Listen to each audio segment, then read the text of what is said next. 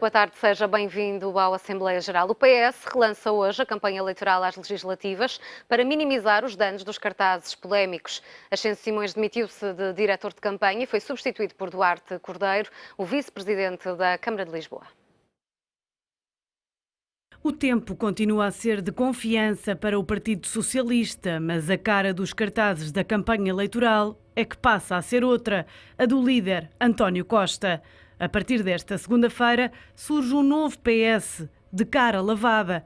Há um novo site, uma conta no Facebook, outra no Instagram e uma terceira no Twitter, todas denominadas Costa 2015. Foi a forma encontrada pelo PS para relançar a campanha eleitoral às eleições legislativas de outubro e tentar minimizar os danos causados pelas sucessivas polémicas em que se viu envolvido pelos conteúdos dos cartazes que até agora foram tornados públicos. As coisas correram mal com os primeiros e pioraram ainda mais com os que os substituíram. Para acabar com a polémica, o secretário-geral do PS, António Costa, designou o vice-presidente da Câmara de Lisboa, Duarte Cordeiro, como o novo diretor da campanha, em substituição de Ascenso Simões, que se demitiu. Duarte Cordeiro já foi deputado da Assembleia da República e diretor de campanha de António Costa nas autárquicas de 2013 e também de Manuel Alegre nas presidenciais de 2011.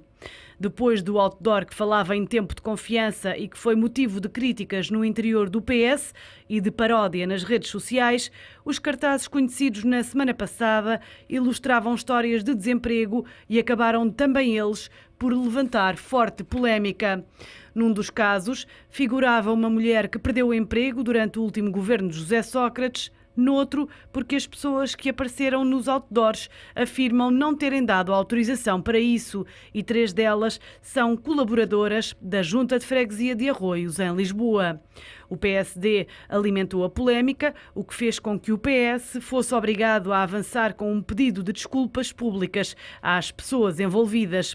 O PS não admite se esta polémica vai ou não afetar o partido nas legislativas de outubro, mas a verdade é que a mais recente sondagem da Eurosondagem para o Expresso e para a SIC dá a coligação colada ao PS, separados apenas por 1,5% das intenções de voto. Ou seja, os socialistas perderam 4 décimas em relação ao mês passado, estão agora nos 36,3% contra os 34,8% da coligação PSD-CDS, que subiu 0,2%.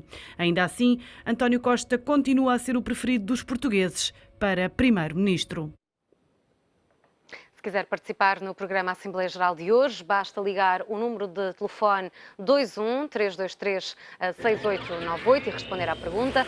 Polémica dos cartazes fragiliza Partido Socialista. Também pode deixar o seu comentário no site do Económico, em www.economico.pt, através do e-mail assembleia.geral@economico.pt ou na página do Facebook do Diário Económico. É hoje convidado o Assembleia Geral historiador Edmundo Alves. Muito boa tarde. Boa tarde. Esta polémica dos cartazes fragiliza de alguma forma o Partido Socialista? Relativamente, de facto, o Partido Socialista, de facto, que é um partido com muita experiência, como é óbvio, há 40 anos que anda a fazer campanhas, não é? Que tem uma máquina profissional montada, não se compreende muito bem o amadorismo como tem dirigido esta campanha. Naturalmente que este assunto também só tem a dimensão que tem porque estamos na primeira quinzena de agosto, um período de férias e, portanto, também não há muito assunto e, por isso, qualquer coisa é empolada. Ainda assim, de facto, não se compreende muito bem o amadorismo com que a campanha tem sido lidada até agora. De certa forma, e parafraseando a frase que está nos cartazes, digamos que o PS respeitou os números, porque a mensagem está correta, mas brincou com as pessoas, particularmente aquelas que foram involuntariamente envolvidas nesta campanha e que não foram consultadas. Isto não é, de facto, desculpável e compreensível. Eu penso que Ascenso Simões teve a atitude correta porque foi consequente, ou seja, assumiu as responsabilidades de uma campanha mal guiada, mal seguida. E a nomeação de Duarte Cordeiro parece-me adequada por 2 razões. Primeiro, porque já tem experiência, como se viu na peça, por campanhas eleitorais anteriores. E, por outro lado, porque é um homem da nova geração, portanto, um homem que nasceu para a política já com a internet, com as redes sociais e que provavelmente está melhor preparado para mover uma campanha que não segue os parâmetros tradicionais, portanto, do cartaz, do comício apenas, não é? De facto, hoje em dia, a capacidade de mobilização da internet é fabulosa. Nós temos exemplos históricos recentes, o caso da Primavera Árabe, ou mesmo até em Portugal, a manifestação contra a TSU. A maior manifestação de sempre em Portugal não foi feita através de partidos ou de sindicatos, mas através do Facebook, como sabemos. E parece-lhe, como eu dizia ontem Marcelo Rebelo de Sousa num comentário habitual que faz noutra televisão, que considera que esta foi uma semana trágica para o Partido Socialista? Eu não diria trágica, isso de facto, enfim, parece uma expressão excessiva, da mesma forma que me parece também um pouco excessiva a consideração do Dr. Marcos Mendes, que disse que se tratava de uma questão de falta de caráter. Não, tratou-se de facto de um amadorismo, enfim, de uma falta de orientação estratégica em termos de campanha, mas não me parece propriamente que seja um caso assim tão grave. Ainda assim, claro que causa danos, sobretudo quando estamos numa espécie de deserto temático, pelo menos até à segunda quinzena de agosto, com os RAN 3. E parece-lhe que o pedido de desculpas pode minimizar os danos causados por esta utilização de cartazes sem autorização de quem figura nesses cartazes? Eu acho que é sempre bom reconhecer o erro, não é? Acho que fica bastará, sempre bem pedir desculpas. Bastará para a opinião pública? Eu acho que isto é, no fundo, como disse, é um não assunto, é a espuma dos dias, mais cedo ou mais tarde, de facto, a dinâmica informativa, a própria dinâmica das redes sociais que nos bombardeia diariamente com informações e com notícias vai passar a outro assunto qualquer. Para a semana temos outra polémica, de certeza. Nesse sentido, faz sentido aqui, diria eu, criar novas contas de Facebook, novas contas de Twitter? Perfeitamente, porque o futuro da política vai passar por aí. Mas António Costa já teria uma página anterior, provavelmente. Esta criação é para demarcar do anterior diretor de campanha? Para demarcar e aproveitar, digamos, fazer das fraquezas forças, ou seja, de aproveitar que se está a falar muito na campanha do PS para relançar agora novas contas, digamos, começar do zero. Diria que o conteúdo destes cartazes não é criticável, é apenas a forma como foram feitos. O conteúdo em si, quer dizer, os números que lá estão, tanto quanto sei, são verdadeiros. Agora, de facto, a utilização de pessoas que não foram auscultadas sobre o uso da imagem, a ausência de correspondência entre as pessoas e a situação relatada, quando para isso, se calhar, teria sido mesmo melhor contratar uma agência de figuração e pronto, e aí não haveria mesmo uma tentativa de correspondência que, de facto, na prática não existia. Acho que teria sido mais hábil. Será esta questão da diferente análise dos números de desemprego a eterna batalha entre a oposição e o Partido Socialista? Bom, havia um primeiro-ministro inglês da Rainha Vitória, Benjamin Disraeli, que dizia que existiam 3 tipos de mentiras. As mentiras terríveis e as estatísticas. Precisamente porque as estatísticas podem ser analisadas, como muito bem se entende, os números são muito facilmente manipuláveis e, de facto, o Governo tem tentado encontrar, e de facto há realmente um decréscimo percentual do número de desemprego, mas, por outro lado, também não é mentira que o mercado de trabalho hoje em dia é menor do que era há 4 anos atrás. Porque, consequentemente, a percentagem é menor, mas o mercado de trabalho sobre o qual incide essa análise também é menor. Ao efeito também da imigração, não é? Que também condicionou e também fez baixar o número do desemprego, não é? Portanto, o ângulo de análise depende daquilo que se pretende retirar dos números. Vamos ouvir a opinião dos nossos telespectadores. Ao telefone de Lisboa está Carlos Miguel. Muito boa tarde. Boa tarde também para o seu convidado. Eu devo dizer que estou de acordo com o seu convidado quando ele diz que os números dos cartazes estão corretos. Só a autorização das pessoas é que não. Portanto, não houve autorização dessas pessoas, não correspondia à realidade, porque essas pessoas estavam empregadas e no cartaz aparecia uma pessoa que diziam que era desempregada. Tirando isso, os dados estão corretos. Portanto, e nós todos sabemos que nos diversos partidos há pessoas infiltradas. Dizem, por exemplo, que são do PS e pertencem ao PSD e estão lá infiltrados para saber o que se passa dentro dos partidos. Toda a gente sabe isso. Só não sabe quem não quer. E, de facto, este senhor que tratou dos cartazes, de facto, está a trabalhar para o partido do governo, não é? Devia ser punido pelo Partido Socialista. Eu não sou socialista, nem sou do CDS também, mas acho que esse senhor devia ser punido pelo PS internamente, porque ele prejudicou o PS, mas não, pessoalmente, e segundo conversas que tive com várias pessoas, meus amigos e tudo, acho que isto não vai prejudicar a votação do Partido Socialista. Acho que o Partido Socialista vai ganhar, apesar de eu não ser socialista, vai ganhar porque as pessoas já estão fartas deste governo. Embora haja vários comentadores do PSD, como Marcelo Rebelo de Sousa e aquele senhor do Gandanoia, que dizem que o Partido Socialista, estão sempre a meter o veneno ao Partido Socialista. Eu acho que o António Costa não tem nada a ver com o Sócrates. Ele pode ter sido ministro do anterior governo do Sócrates, mas o Sócrates é uma pessoa, ele é outra. Aliás, viu-se o trabalho que ele fez na Câmara de Lisboa, que foi um bom trabalho e aumentou o nível de turismo em Portugal, principalmente em Lisboa. E acho que é uma pessoa séria, um bom político. E em comparação com o Passos Coelho, que é um mentiroso, que mentiu desde que começou, antes de ser eleito primeiro-ministro, e mentiu aos portugueses, foi além da Troika, que prejudicou, disse custo o que custar, mesmo que os portugueses morram todos à fome, ele tinha que cumprir, portanto, além da Troika. E, de facto, em comparação a um político com o outro, não vale a pena. Agora podem aparecer várias pessoas a dizer o contrário, mas a realidade é essa. E acho que isto não vai prejudicar o Partido Socialista. Acho que o Partido Socialista vai ganhar porque as pessoas estão fartas deste governo. E aos partidos de esquerda, como o Bloco de Esquerda e o PCP, sabem que não ganham, portanto votam novamente no centro, que é a charneira, que é o Partido Socialista. E o António Costa é uma pessoa séria e acho que por isso mesmo ele vai ganhar as eleições. E quanto às sondagens, acho que é tudo uma mentira, porque a sondagem foi feita pela SIC e todos sabem quem é que manda na SIC, não é? Que é uma pessoa do PSD. Pronto, boa tarde e obrigado. Muito obrigada pela sua participação. Leio mais um comentário que nos chega através da página do Facebook do Diário Económico, é de Filomena Correia, e diz: deixem-se de tretas, são inúmeras pessoas que passam por muitas dificuldades fruto do desempenho deste governo nos últimos 4 anos. O que eu sei, e vocês também, é que a mensagem é verdadeira. Para mim até podiam pôr a cara do Mourinho. Edmundo Alves, esta questão que foi agora levantada pelo telespectador que nos ligou, parece-lhe que ainda existem muitas pessoas infiltradas em partidos nos dias de hoje, para passar informação? Eu creio que não. Concretamente, em relação ao diretor da campanha, o Dr. Ascenso Simões, é uma pessoa que está ligada ao Partido Socialista há muitos anos, já desempenhou cargos de responsabilidade, é uma pessoa próxima do Dr. António Costa. Não creio, sinceramente, que esteja a fazer o jogo do Partido Social Democrata. Mas na mesma parece-lhe que a demissão de Ascenso Simões era necessária? Eu acho que se há coisa que faz falta na política é a assunção de responsabilidade. Eu acho que desse ponto de vista foi uma atitude correta, porque, aliás, até por exemplos recentes do governo, em que se falou muito da necessidade de demissão de alguns ministros, e eu penso que eleva à política a noção e a ideia de responsabilidade e assumir as consequências do que se faz de bom, mas também do que se faz de mal. Eduardo Cordeiro terá agora um caminho mais difícil para percorrer depois deste incidente?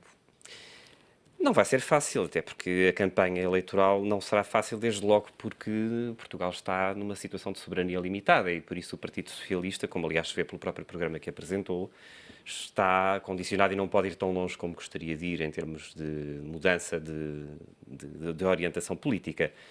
Mas eu creio, como digo, que novas notícias aparecerão na próxima semana e por isso este episódio acabará por ser mais ou menos esquecido e ultrapassado e substituído por outra coisa qualquer. Em termos de pessoas, que análise é que faz das escolhas do PS no sentido de se distanciar de José Sócrates? Pois, esse é outro problema do Dr. António Costa. O Dr. António Costa digamos que, assaltado por 2 fantasmas, não é? O fantasma de Seguro, de António José Seguro, e o fantasma de Sócrates. O fantasma de António José Seguro porque eu creio que o Dr. António Costa desvalorizou o papel de António José Seguro e a capacidade de António José Seguro continuar a exercer alguma influência dentro do partido depois de ter saído da liderança. Nomeadamente agora temos o caso da candidatura de Maria Belém, de que muito se fala e que de certa forma é uma expressão exatamente desse grupo que está ainda dentro do PS e que está atuante e que não ficou contente pela forma como decorreu o processo de substituição, não é? Que teve momentos talvez não muito corretos, que aliás não são inéditos na política portuguesa. Há um outro partido onde este tipo de episódios também aconteceram, de uma substituição feita muito com o boicote do trabalho do líder, etc., uma forma quase de assédio sistemático que aconteceu sobre Seguro, feito pelo próprio partido, ou pelos costistas, digamos assim. E o fantasma de Sócrates, que é uma questão pendente, naturalmente, e que, dependendo das evoluções, ou mais do que dependendo das evoluções do processo, dependendo das fugas de informação que infelizmente acontecem sistematicamente sobre o processo, pode trazer alguns escolhos e pode, de facto, dificultar um pouco a ação do Partido Socialista e da campanha eleitoral. António Costa fez bem de marcar-se de José Sócrates, tendo em conta que toda a opinião pública sabia da relação próxima entre os dois? Sim, ele foi particularmente hábil porque antes das diretas manda aquele famoso SMS digamos, definindo a posição que o partido, em seu entender, devia ter ao lidar com a questão, ou seja, de uma separação radical entre uma coisa e outra. Portanto, foi uma decisão muito racional, pragmática e pareceu-me correta. Talvez tenha sido das coisas mais corretas que António Costa fez desde que chegou à liderança. Quanto ao afastamento das pessoas, naturalmente que é um passado e uma herança pesada que se poderá tornar tanto mais pesada quanto mais evoluir o processo e, sobretudo, se o processo evoluir para uma acusação que pode também surgir já em setembro, não é? Por isso, naturalmente que faz sentido que haja um certo afastamento. Uma possível acusação que vem... Não diria um saneamento, porque é uma palavra muito radical e que tem uma conotação histórica, enfim, muito específica, mas de qualquer modo, enfim, tentar maquilhar um pouco esse passado, que é um passado naturalmente incómodo, não? Na seu entender, que impacto poderá ter se José Sócrates for acusado um mês antes das legislativas? O impacto para o Partido Socialista existe necessariamente, quer dizer, apesar da estratégia, como acabei de dizer, de António Costa tenha sido a da separação, não é separável, quer dizer, de facto, José Sócrates chegou onde chegou, porque de facto os meios e a oportunidade foram dados pelo PS, embora obviamente sem dolo, mas efetivamente Sócrates chegou a primeiro-ministro nas listas do Partido Socialista, não foi de outro partido. Não. Já tivemos conhecimento de que o primeiro debate entre Pedro Passos Coelho e António Costa foi agendado para a mesma data, que é reavaliada esta medida de coação a José Sócrates. Esta situação também, no próprio dia, poderá ter um impacto neste debate? Sim, naturalmente. É claro que a Justiça terá que seguir o seu próprio, em respeito pelo princípio da separação de poderes, é óbvio que tem que cumprir os seus calendários e ser insuscetível, digamos, ao impacto político dessas decisões. É assim que a lei termina, é assim que terá que ser feito. Agora, claro que sim, é evidente que a agenda mediática vai estar muito dividida. Os senhores jornalistas vão ter muito que fazer nesse dia. Vamos ouvir mais uma opinião. Ao telefone da Portela está João Jesus. Muito boa tarde.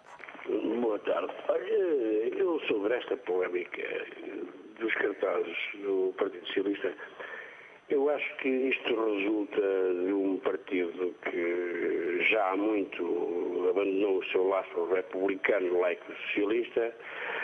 É um partido que, tal como o seu irmão gêmeo do Bloco Central, não é confiável e, portanto, fazem as coisas já sem profissionalismo, porque não estão para servir o povo português, mas sim para servirem-se. E, portanto, vemos isso agora com a candidatura de Maria de Belém, com aquela confusão toda à volta do Sampaio da Nova. É um partido inconstante, inconsequente, inconsciente, incoerente. E, portanto, é um partido inútil. E por estas pequenas coisas, revela-se que é um partido, portanto, que não tem nada a apresentar ao povo português de novo, a não ser a continuação desta desgraçada política, e os portugueses ganhariam muito com a sua implosão, naturalmente, porque é um partido que já se esgotou, é um partido inútil, e o voto no Partido Socialista é um voto inútil, tal como no PSD, e, portanto, são partidos que estão a ocupar um espaço a que já não têm direito, que é na base do equívoco, do ludíbrio, e, portanto, são partidos, designadamente, estamos a falar, partidos que não têm nada para oferecer ao futuro de Portugal, a não ser um futuro negro, e isso não nos interessa. A questão dos cartazes são pormenores desta política de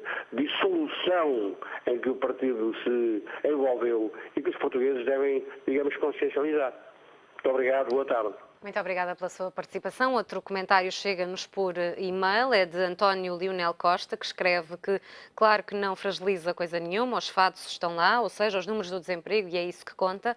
O caso das pessoas que aparecem nos cartazes que deram o dito por não dito, ou seja, autorizaram as suas fotografias e depois vieram dizer que não tem nenhuma relevância. Serve apenas para que o PS tenha cuidado com as pessoas que estão à sua volta e que de socialistas não têm nada. Edmundo Alves, quanto a esta questão as sondagens que davam até agora uma vitória ao PS, mas com uma margem bastante curta. As aspirações dos socialistas podem ficar por aqui depois destes últimos acontecimentos? Já se percebeu que, até mesmo independentemente deste episódio, que há já muito tempo, e as sondagens vão todas sistematicamente nesse sentido, de que não haverá uma maioria absoluta de nenhuma das forças em presença e que a distância entre os dois partidos é uma distância curta. Portanto, ou seja, mesmo desde o início, desde que António Costa chegou à liderança do PS, a distância nunca foi muito grande. Por isso vamos ter que nos conformar com o facto e aprender com isso e encontrar uma solução de governo que passe por esta circunstância, que é normal em democracia. Eu penso que há uma certa demonização das minorias, a ideia de que só se pode governar absolutamente, só se pode governar se tiver uma maioria absoluta. Não, em democracia é mesmo assim. E terá que se encontrar o arranjo político que permita que não haja uma maioria e que, se o PS ganhar, vai ganhar com uma distância curta em relação à atual maioria, que também não será maioria já, e terão que ser encontrados os concertos políticos, porque o país, de facto, não está em condições também de grandes aventureirismos. Mas não me parece, de facto, que os resultados vão alterar substancialmente por causa deste episódio. E sem essa maioria absoluta, parece-lhe que será possível implementar no país algumas reformas que as entidades internacionais ainda exigem a Portugal?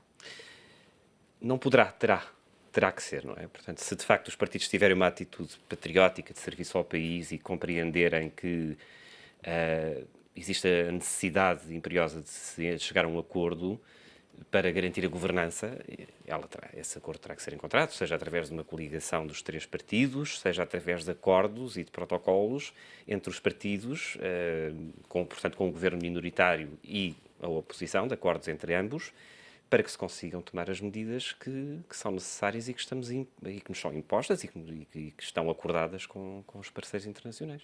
Já lhe pedia mais à frente um pequeno balanço do que foi esta última legislatura, mas diria que o PS, perante o que os portugueses passaram nestes últimos 4 anos, o PS tem sido descuidado, também constante, como ouvimos aqui um telespectador, e terá prejudicado a própria opinião pública a respeito do Partido Socialista.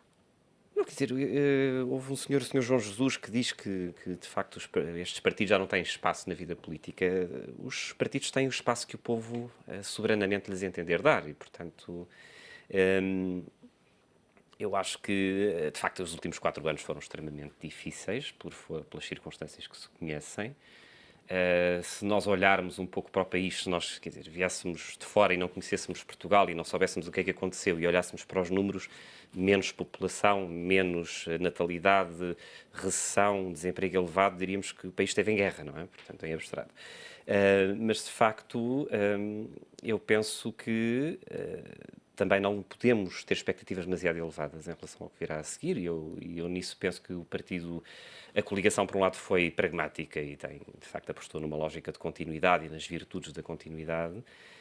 E o Partido Socialista acabou por não derivar para a tentação sirizista, passo o neologismo, e adotou uma atitude responsável de compromisso com os compromissos, com o que está estabelecido internacionalmente e que terá que ser cumprido, na certeza de que provavelmente, e aí sim é que se vai julgar verdadeiramente o futuro do país, provavelmente seria importante que o país, que Portugal, tivesse uma posição um pouco diferente em Bruxelas e procurasse negociar uma certa flexibilização, que é, aliás, a voz corrente nos corredores da União Europeia. Não é? Mas ainda assim, António Costa tem sido bastante criticado por este programa para a próxima legislatura.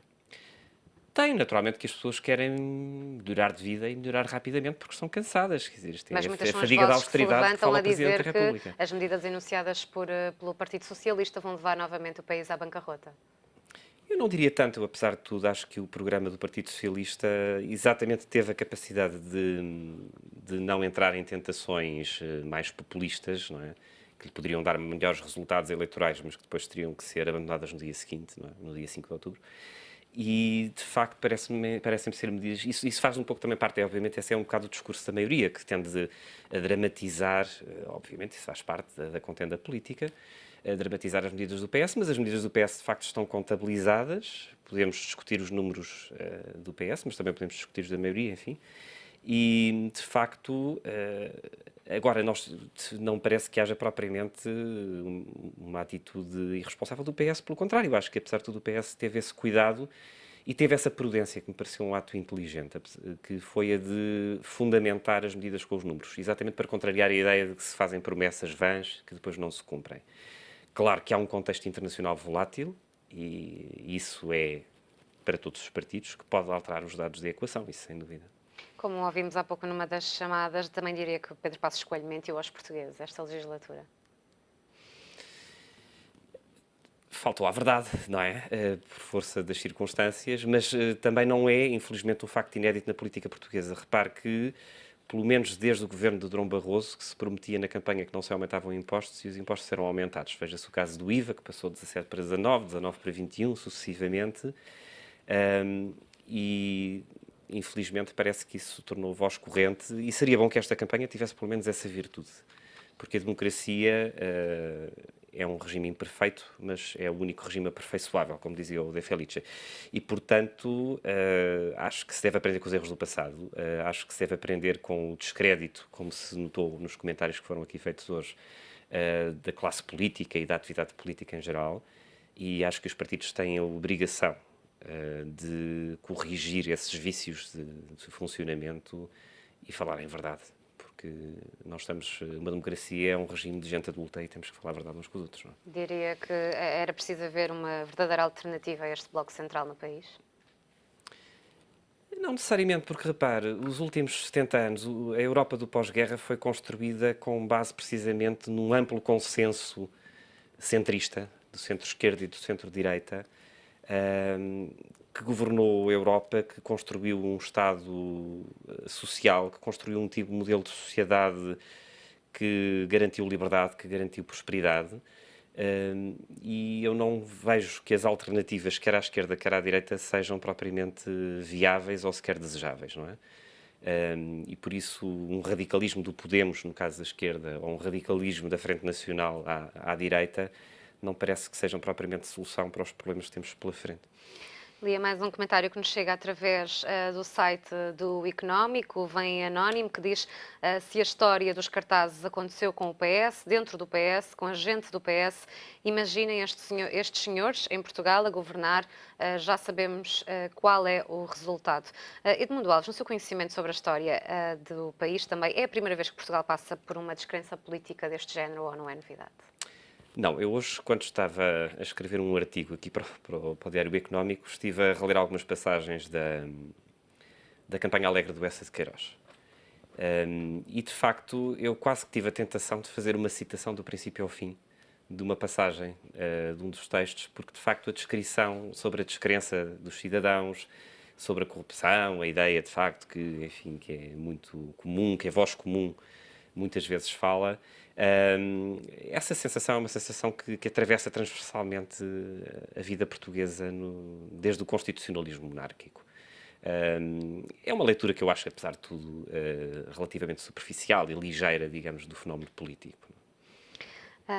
Voltando aqui um pouco à questão da campanha socialista, diria que recentrar agora a campanha na imagem de António Costa foi a estratégia adequada? Eu acho que sim, porque para todos os efeitos, o que são as eleições legislativas? As eleições legislativas são a eleição de deputados para a Assembleia da República, da qual depois sairá uma solução de governo. Mas, na prática, as eleições legislativas em Portugal são a eleição do Primeiro-Ministro. Consequentemente, centrar a campanha na figura do candidato a Primeiro-Ministro parece-me uma estratégia mais acertada, porque, de facto, a vida política em Portugal, particularmente, foi sempre muito pessoalizada. As pessoas votam muito na pessoa. Mesmo que a cara de António Costa seja aquela que, de certa forma, perde confiança com esta polémica dos cartazes. Mal ou bem, ele é o líder, ele é o candidato a primeiro-ministro, portanto, é o rosto que tem que aparecer. Diria que estes últimos acontecimentos já estão a ter impacto na campanha do PS? Bem, desde logo porque saiu o responsável pela campanha, entrou um novo. O PS neste momento está mais ou menos, aliás, como o país em geral, está mais ou menos de férias, até mais ou menos dia 15, dia 20. A rentrée virá. Vamos ver qual vai ser o contributo do Duarte Cordeiro, o trabalho intenso que ele vai ter nestes próximos dias, para que, a partir da terceira semana de agosto, ver quais são as novidades. Portanto, até outubro esta polémica vai perder força, no seu entender? Sim, a sucessão dos acontecimentos vai ser vertiginosa, portanto, este episódio será esquecido nos próximos dias, será substituído por outra qualquer polémica, por mais alguma sondagem, por mais algum dado estatístico que apareça, Agora, cabe naturalmente também ao PS e Eduardo Cordeiro em particular ter a habilidade de conseguir contornar este caso e fazê-lo esquecer o mais rápido possível. E a coligação já está a ganhar pontos? A coligação, com certeza que sim. Quando o adversário perde, obviamente que a coligação ganha. Não é? Passava mais um comentário também que chega no site. Paulo escreve que o problema do PS não são os cartazes, é o programa e a nova bancarrota prevista de forma implícita no programa. Ontem foram também falados, este fim de semana foram falados a possibilidade de Maria de Belém se candidatar às presidenciais. Com 2 candidatos socialistas, não há aqui uma divisão do partido? Naturalmente que sim, e que são, de certa forma, a expressão das divisões que ocorreram dentro do Partido Socialista na questão da liderança, como disse há pouco. Ou seja, os seguristas não se deixaram ficar e querem apresentar o seu candidato. Por outro lado, também acho que há aqui um certo espírito de corpo do Partido Socialista. A presidência da República tornou-se, de certa forma, quase um prémio de consagração de carreira, não é? Portanto, ou seja, de uma figura política importante que ascende à presidência quase como um cargo senatorial e de fase final de uma carreira política. E, portanto, naturalmente, nós na área socialista temos um candidato que não é um candidato de partido, é um candidato independente. E mas os partidos são estruturas... Sim, mas os partidos também são estruturas muito fechadas e, portanto, não gostam muito de... E, sobretudo, para um cargo de tanta importância, um independente nunca é assim particularmente bem visto. Preferem alguém do aparelho, de certa forma. Marcelo Rebelo de Sousa dizia ontem também que esta eventual candidatura de Maria de Belém à presidência é mais uma pancada a António Costa, concorda? Isso é com certeza. Dentro da estrutura, António Costa deveria ter tido outro tipo de ação nesta matéria. É um desafio mais à autoridade de António Costa, não é? E do lado dos sociais e democratas e também do CDS, não saber ainda quem é que vão apoiar nas presidenciais também não pode ser aqui dar alguma fraqueza, ser prejudicial nas legislativas? Eu penso que nós temos tantos assuntos para discutir. Agora andamos a discutir cartazes, não é? Mas eu espero que comecemos a discutir coisas sérias quando se der a rentrée dos partidos. Eu acho que há tanto assunto a discutir e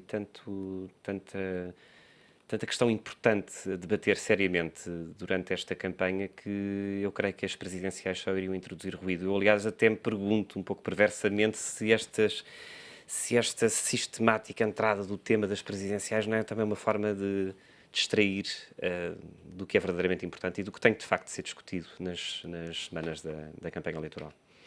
Passava a ler mais um comentário que chega desta vez pela página do Facebook do Diário Económico, que diz que os cartazes são um excelente espelho daquilo que o PS é, tudo menos confiança. Há também um outro comentário de Mariana Ventura Ferreira, que diz com toda esta polémica são os cartazes mais vistos, ainda não vi nenhum da coligação. A coligação continua sem conseguir fazer chegar às pessoas aqui os objetivos para a próxima legislatura? A coligação tem apostado numa estratégia de continuidade, ou seja, de facto, se houve coisa que esta crise introduziu na sociedade portuguesa foi o medo. O medo de perder o emprego, o medo de ver reduzido o salário, o medo de ter que emigrar, que é uma situação dramática, e, portanto, o governo, digamos que pretende criar um pouco aquela ideia do viver habitualmente, ou seja, connosco as coisas estão asseguradas, nós não vamos entrar em aventureirismos, e estão na expectativa, obviamente, que os indicadores económicos que têm vindo a surgir melhorem um bocadinho para poder dar um pouco mais de folga às pessoas. E num contexto, de facto, de grande insegurança em que as pessoas se encontram, é uma mensagem, de certa forma, eficaz porque é apaziguadora. Não é? Se isso vai ser suficiente ou não, não sei, porque, de facto, se é certo que as pessoas querem, de facto, esta relativa paz e, de facto, querem ter a garantia de que, pelo menos, não ficarão pior do que já estão. Eu creio que não é possível, de facto, e esse tenha sido, aliás, um erro da Europa e da forma como a Europa tem gerido a crise, não é possível viver sem expectativa, não é? De que as coisas possam melhorar. E parece-lhe que a ideia que a coligação tem passado desta continuidade assusta os portugueses ou dá-lhes alguma confiança de que pelo menos pior não vai ficar? Tem sido essa a estratégia. Agora, de facto, a volatilidade das coisas leva-nos a pensar que basta que haja uma subida dos juros, uma situação qualquer imprevista, ou sobe o petróleo, uma situação qualquer pode deitar muito a perder, não é? Portanto, nós vivemos num mundo muito volátil e inseguro, e por isso eu creio que o medo está muito instalado, não é? E por isso eu acho que no dia 4 de outubro é que vamos saber que mensagem é que foi eficaz, não é? Parece-lhe que estamos ainda demasiado dependentes da conjuntura internacional? Sim, cada vez mais. Claro No que que diz sim. respeito à crise económica, Portugal não conseguiu criar agora bases mais sólidas durante o programa de ajustamento? Bom, temos os cofres cheios, como diz a Ministra das Finanças, o que nos dá, digamos, uma espécie de balão de oxigénio para uma eventual subida brusca dos juros. Quanto à preparação, eu creio sobretudo que falou-se muito de reforma do Estado, embora nunca ninguém tenha tentado dar conteúdo ao conceito, ninguém percebe exatamente o que é que isso significa, cada um terá a sua. E essa de facto não foi feita.